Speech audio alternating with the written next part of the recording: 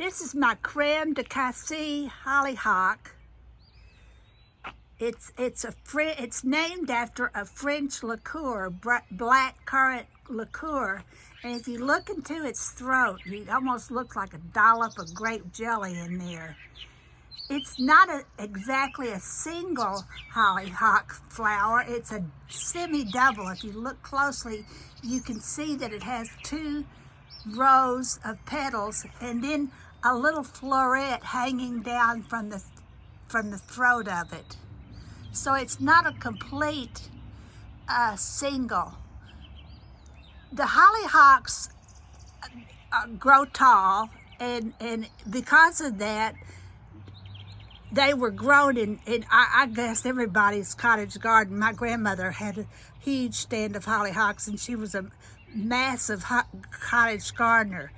The cottage gardeners traditionally were not wealthy people. They were not the people buying the glossy magazines. They were just simple country people who, it started actually back, I think, hundreds of years ago. But anyway, they were simple people, and they had small plots of land. And because of that, they grew everything vertically.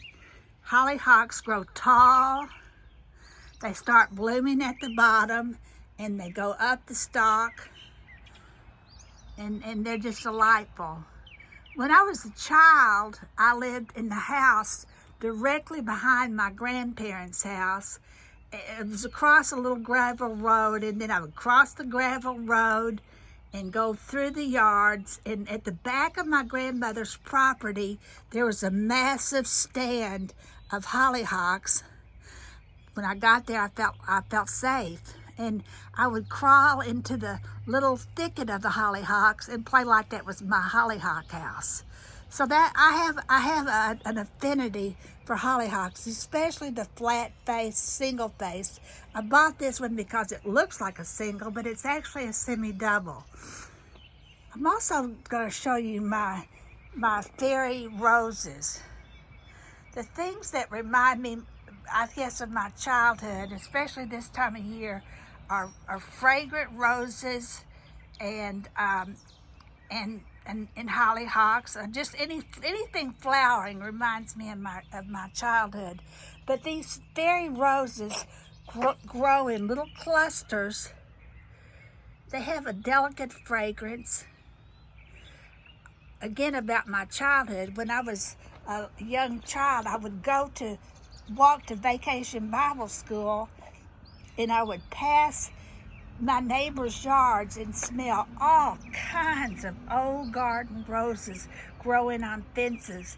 And since that time, I have had just this love of the fragrance of old garden roses, and I try to maintain or preserve that smell in any way I can. I'll come out here in just a second and cut this fairy rose, this cluster, and I'll dry it.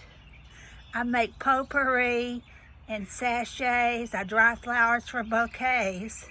And then what's left over, I turn into potpourri and sachets. When I cut this cluster, I'll try to cut at a joint, at a joining place, a place where the branches join each other. Joints are like rose joints, are joining places, are like knuckles and fingers. They're bigger and stronger than the rest of the area, and I feel like because of that, that joining area has a little bit more stamina, a little bit more strength, and is able to withstand the butchery. The traditional rose gardeners say to cut at a joint with 5 or more petals. I'm not sure that's so important with a fairy rose, which grows almost like a garden, like a regular flower, but I still try to to cut at a joint, a strong joining area.